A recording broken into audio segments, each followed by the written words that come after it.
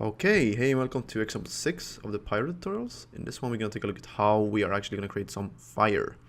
So the fire is created with the combustion model. The combustion model is a separate tab in the Pyro solo. We're going to take a look at it in a bit. But to begin with, we have to create some fields outside the Pyro or the .NET. So basically, in this tutorial, we're not going to create a density field. Instead, we're going to use two other fields. We've talked about temperature before. Now we're going to introduce a new one called fuel. Fuel and temperature will work together as they naturally would in the real world, right? So once something has a fuel component, be it oil, be it gas, be it anything that it can ignite, and we're going to apply temperature to that. So once something gets hot over a certain threshold, it will ignite. And that's basically what we want to replicate by creating a fuel field and a temperature field. So let's create a fuel field, just visualize it like smoke, called fuel, and then a temperature field called temperature. We do this with our fluid source as usual. And then we're gonna do a null here called out fuel. And then we're pretty much done out here. It's gonna look like this. Actually, sorry. And we're also gonna apply some noise to make it more like ecstatic and energetic kind of. So if you have no noise, it's gonna look like this, like just a sphere. If we do take the noise button, we can see that we have a lot of noise here. We're gonna put the cell influence a little bit higher to make it break up a little bit more. So we're gonna put it to 5. The pulse duration, we can put it down a little bit actually to 7 or something like that. 0.7. Element size, I'm gonna keep it at 1, but this basically defines the frequency of the noise. And yeah, that's it. So now this is animated noise on the sphere, as we can see here. Yes, like that. Awesome. So that's pretty much it for up here. I haven't really done anything else. Yeah. So let's dive into the .NET and take a look. So in here, there's a bunch of notes here, going over a lot of things. I am gonna do it in tutorial instead, but if you want to read extra, there's a lot of info here. I'm gonna go over the combustion tab really quick and okay. So to begin with, I want to do a couple of things. Visualization here is gonna be different than usual, since we don't have any density. Instead, we're gonna visualize the actual temperature and the fuel. So how we're gonna do that is we're gonna enable something in the Pyro smoke object. We're gonna go to guides. And we're gonna go to visualization and we're gonna tick the multi-field. And in the multi-field, we can actually visualize everything from density to fuel to temperature. So we have no density, but we're still gonna type density here in density field. And in emission, we want to type, for the emission field, we're gonna type temperature. And for the emission color field, we're gonna type heat. The heat can then be remapped on this color ramp here. We're not gonna play with it too much right now.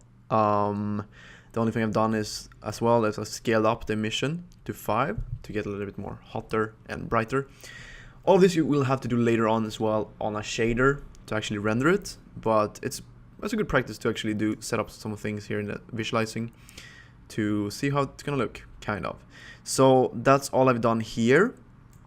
What I also want to show you guys is the burn field. So the burn field is actually where the fire is emitted from, and the burn field is when the fuel is mixed with a temperature field and the temperature is actually above a certain threshold. So if we take off the multi-field here and we take the burn field, we're gonna see a yellow field here.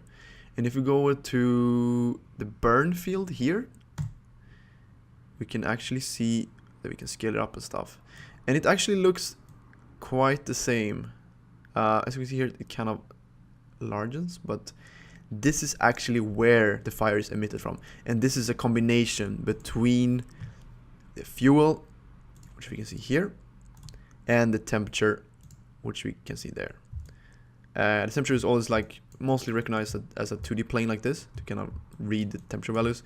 White is the hottest, and then it goes from white to red. But still, so that's actually what's created, the burn field. Anyway, we want to take on the multi-field. And now we want to head over to the Pyro solver. So Actually, I'm gonna do the source node as well. So we are actually gonna source our fuel, right? I should have done this first, sorry. But in the volume path, we wanna do the out fuel null that we set up earlier. The source volume, we want to change it from density to fuel. And we want to add that to the fuel field. The temperature, vel, and no velocity, basically. So we can put it as none. That's all I've done in here. Now we can go on to the Pyro solver. So in the Pyro solver, we can see here that we have a tab here called combustion that is switched off by default. And as you can see, nothing appears if it's switched off. If you switch it on, we can see that something appears here. Interesting. So we want to switch this on. Keep it everything default here in simulation. In the shape tab, we do want to do some things. If all of these are switch off, we're gonna switch on dissipation, disturbance, and shredding. So these are all kind of detrimental for actually making fire.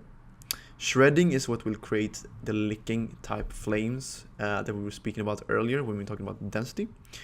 You can obviously add turbulence if you want, or some other things, but these are the three like main things I'm gonna add to this one. And yeah, put shredding to 0.5, disturbance 0.5, and dissipation 0.1. In the combustion, I'm not gonna go over these parameters in this tutorial. In the next example, we're gonna go over each of these values, but this is the default ones that I'm gonna keep for now. I am gonna emit some smoke from here under the smoke tab here, which means that there will be a density field created by the fuel, temperature, and burn field, which means that it will be physically accurate. Like when fire when the fuel has combusted, when all the fuel is burned up, the only thing that will remain is smoke or condensation. So it kind of will actually produce its own density field, and this is what that does. So we can actually switch on emit smoke, or we can switch on even create dense smoke, but I'm not gonna do that now. Anyway, let's play this and see what happens. So it should have some flames now, and as we can see, there's some really low res and crappy flames produced, but nonetheless we do have some fire. And yeah, it looks fiery to me. I mean, the colors are kind of wrong, and the actual physicality of it is kind of not so pretty, I guess. But we have just created fire, which is cool. And we can see our smoke is also rising up from where the fuel is burnt. And yeah, that's everything I had to say about this for now. So in the next example, we're gonna actually go over all the combustion sliders and take a look at all these settings and see how we can customize our fire and make some pretty cool things. So I'll see you guys in the next tutorial. Sorry. Okay, bye.